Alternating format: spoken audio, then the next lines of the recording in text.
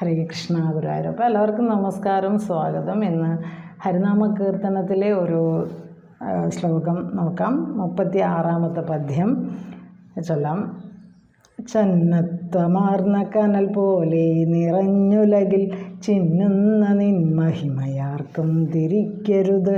അന്നു കണ്ടതിനെ വാഴ്ത്തുന്നു മാമുനികളെന്നത്ര തോന്നി. ഹരിനാരായണായ നമ, നാരായണായ നമ, നാരായണായ നമ, നാരായണായ നമ, നാരായണായ നമ. നാരായണ സകല സന്താപനാശന ജഗന്നാഥ വിഷ്ണു ഹരിനാരായണായ നമ. അപ്പോൾ ഇതിൽ പറയുന്നത് ചാരം മൂടിക്കിടക്കുന്ന തീക്കട്ട പോലെയാണ് സർവ്വലോകത്തിലും പ്രകാശിച്ചു കൊണ്ടിരിക്കുന്ന ഈശ്വരൻ്റെ മഹത്വം. അത് പൂർണ്ണമായിട്ടും കണ്ടെത്താൻ സാധിക്കില്ല.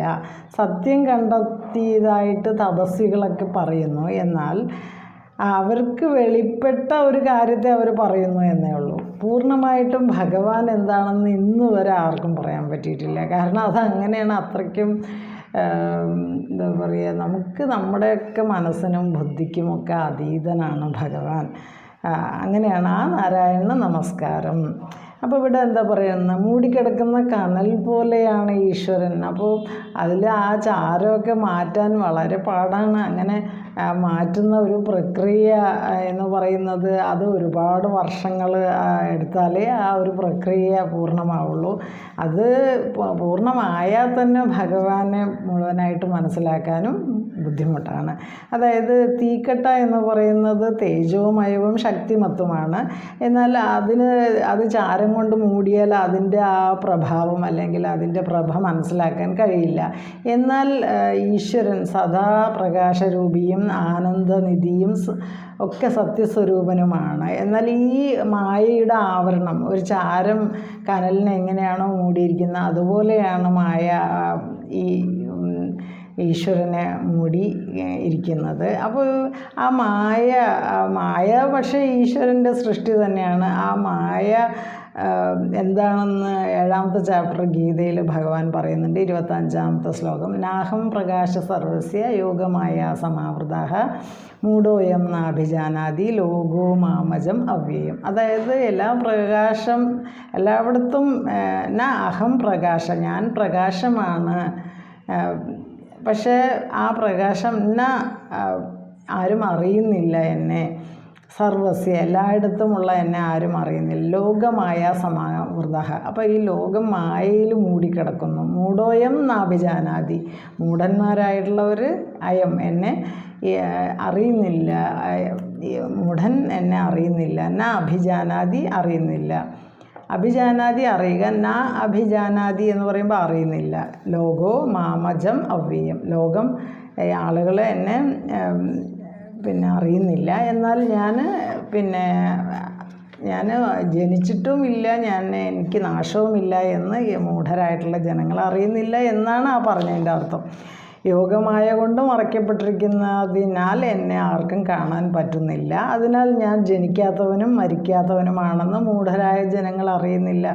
മായ മൂടിയിരിക്കുന്ന നിമിത്തം ഭഗവാന്റെ സമ്പൂർണ്ണ മഹിമ ആർക്കും വേർതിരിച്ച് കാണാൻ കഴിയുന്നില്ല എന്നാണ് ഇവിടെ എഴുത്തച്ഛൻ നമുക്ക് പറഞ്ഞു തരുന്നത്. അപ്പോൾ എഴുത്തച്ഛൻ എന്ന മഹാഗുരുവിനെ പ്രണമിക്കുന്നു. എല്ലാ ഗുരുക്കന്മാർക്കും നമസ്കാരം. ഗുരുഭ്യോ നമ. അപ്പോൾ ഇനി ഇവിടെ വസ്തു ഒന്നേ ഉള്ളൂ, സത്യവസ്തു, അതാണ് ഭഗവാൻ. അപ്പോൾ 2 എന്നുള്ളൊരു തോന്നലിലാണ് ഈ ലോകം തന്നെ പോയിക്കൊണ്ടിരിക്കുന്നത്. അപ്പോൾ ആ തോന്നലുള്ളിടത്തോളം കാലം മായയുടെ മറ കുറച്ചെങ്കിലും അവിടെ അവശേഷിക്കും. അതുകൊണ്ട് തന്നെ ഈ സത്യദർശനം അല്ലെങ്കിൽ ഈശദർശനം ഒന്നും പൂർണ്ണമായി വരില്ല. അപ്പോൾ ഇതൊക്കെ ദർശനങ്ങൾ, സത്യദർശനം എന്ന് പറയുമ്പോൾ ഈശ്വരനെ ദർശിക്കുക, ഈശദർശനം എന്ന് പറഞ്ഞാലും ഈശ്വരനെ ദർശിക്കുക, ആത്മദർശനം അതും ഈശ്വരനെ ദർശിക്കുക തന്നെ. അപ്പോൾ ഇതെല്ലാം പൂർണ്ണമായിട്ടും നടക്കുന്നില്ല. കാരണം മായ എവിടെ എന്തൊക്കെ ചെയ്താലും അവിടെ മായയുടെ ഒരു ആവരണം ഉണ്ടാവും എന്നാണ് പറയുന്നത്. അപ്പോൾ എന്നാൽ നമ്മൾ പല ആളുകളും ഭഗവാനെക്കുറിച്ച് പറയുന്നു, ഞാൻ ഭഗവാനെ കണ്ടു, ഞാൻ മനസ്സിലാക്കി എന്നൊക്കെ പറയുന്നു. അപ്പോൾ ഇതെന്താണെന്ന് ചോദിച്ചാൽ, അന്നു കണ്ടതിനെ വാഴ്ത്തുന്നു മാമുനികൾ എന്നത്ര തോന്നി ഹരിനാരായണായ നമ. അന്നന്ന് കണ്ടതിനെ മാമുനികൾ അല്ലെങ്കിൽ തപസ്സികൾ വാഴ്ത്തുന്നു എന്ന് മാത്രമേ ഉള്ളൂ. ജഗദീശ്വരൻ സർവ്വവ്യാപിയാണെങ്കിലും ചാരം കൊണ്ട് പൊതിഞ്ഞ തീക്കട്ട പോലെ മറഞ്ഞിരിക്കുന്നു. സർവ്വവ്യാപിയായ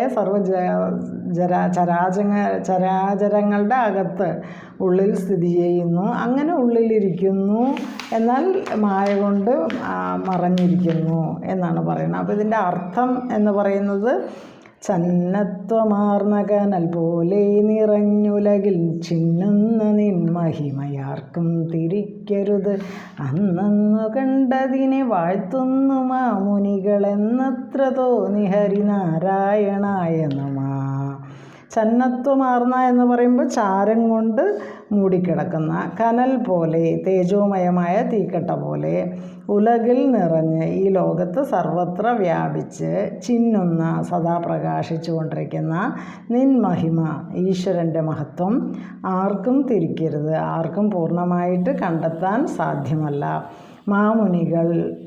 മാമുനികൾ സത്യം കണ്ടതായി പ്രഖ്യാപിക്കുന്ന തപസ്സികളാകട്ടെ അന്നന്ന് കണ്ടതിനെ, അതാത് കാലത്ത് അവരവർക്ക് വെളിപ്പെട്ടിരിക്കുന്ന സത്യസ്വരൂപത്തെ വാഴ്ത്തുന്നു, പാടിപ്പുകഴ്ത്തുന്നു എന്നത്രേ തോന്നി. അതാണ് എനിക്ക് തോന്നുന്നത്.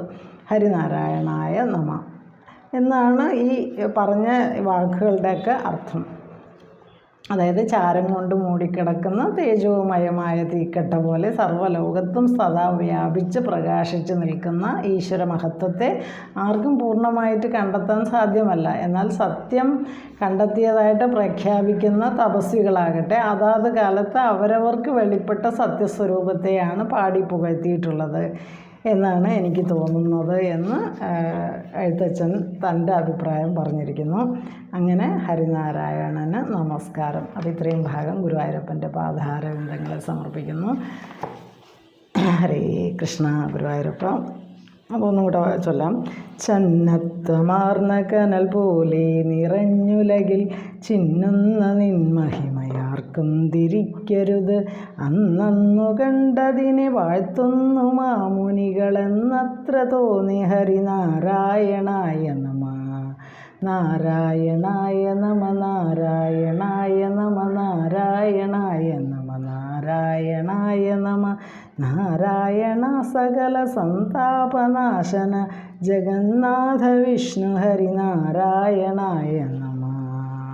ഇത്രയും ഭാഗം ഗുരുവായൂരപ്പന് സമർപ്പിക്കുന്നു. ഹരേ കൃഷ്ണ ഗുരുവായൂരപ്പ. സർവം ശ്രീകൃഷ്ണാർപ്പണമസ്തു. തത്സത്.